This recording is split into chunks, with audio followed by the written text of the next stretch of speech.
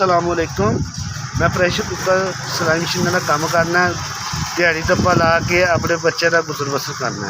मेरे 2 बच्चे मजदूर ने तो मैं उन्होंने इलाज नहीं करा सकता। मकान किराए ते आ, बाजू मेरा टुटा हुआ मेरा बच्चा पाए जा आ मेरा बेटा है, देख सकते हो।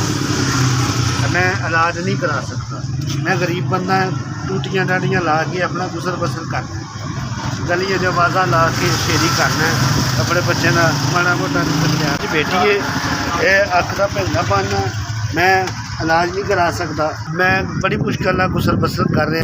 तो मेहरबानी साढ़े बड़े हालात तंग ने किराए तो असीं अगे रोटी मसां पूरी काटने, बड़े औखे हो के तो असीं रोटी पूरी काटने।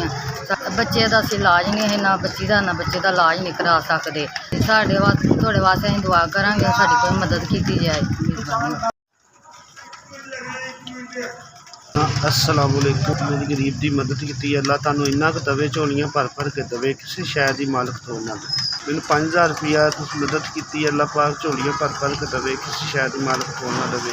अल्लाह पाक तुहाडे बच्चों की भी तंदुरुस्ती रखे, अल्लाह पाक तुहाडे कारोबार नूं सही सलामत दिता, साढ़े बच्चों के इलाज वास्ते दिता।